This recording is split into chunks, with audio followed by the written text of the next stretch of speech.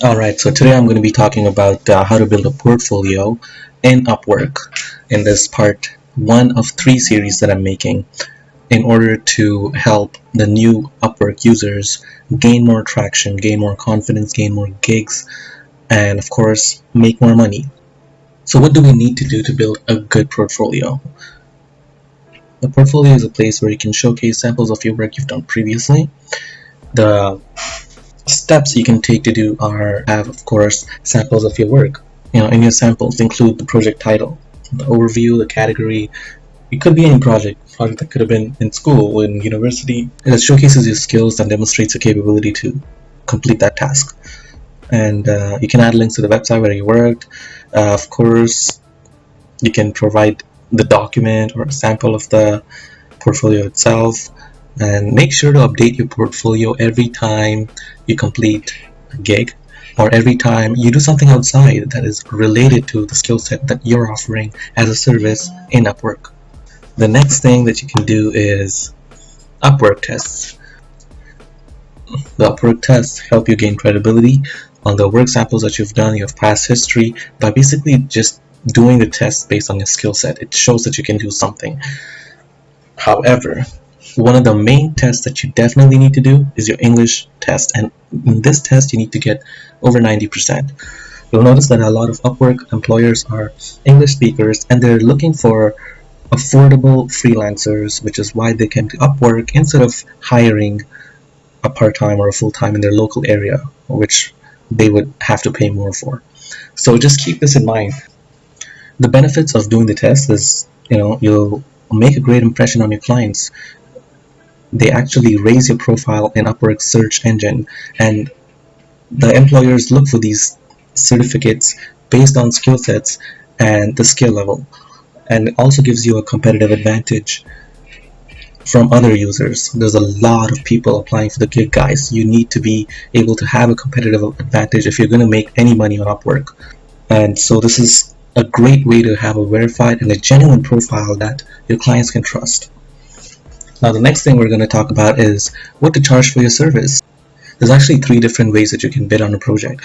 In a project, the employer will either ask you how much you want per hour, that's the hourly rate based on your skill set and how long you're going to take to get the work done. They will ask you if you, or they can ask you if you want to pay by project. So in the project, there are 2 parts. They'll either say, okay, this is the work, this is the project, this is how much I'm going to pay you. You don't have to log your hours. So you can't really increase or decrease the price or negotiate. Maybe you can negotiate with them in chat after you apply for it, but when they charge you per project, that's how much they want to pay.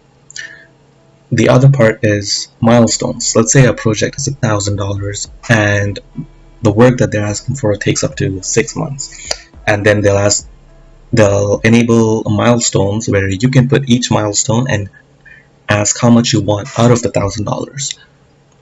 Or you can also say, I want the $1,000 in the beginning, and then apply for the job. The decision in the end is of the employers.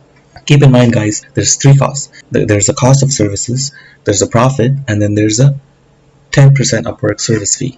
That's your total cost. Increase your rate if you think it's too low. Look at your look at the jobs that you want to apply to. Look at the history of some of the jobs that are completed. Look at how much the average market price is, or the average hourly rate is for that skill set, and that's what you can charge your clients based on that. The next thing is to create a good video presentation and upload it to your profile. Guys, I cannot tell you how important this is.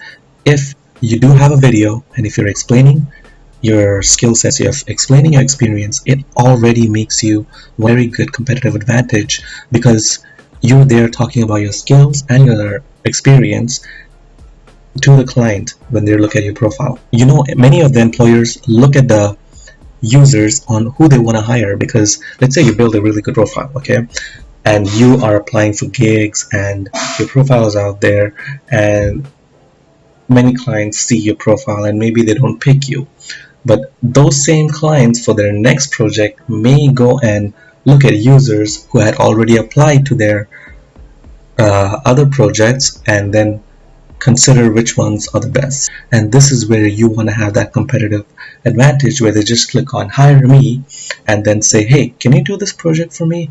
I have this and this available. I see that you have your experience in this and that, and this is going to help me get this project done. Are you interested? That's when you have negotiation power on the prices, guys. That's where you make your real money.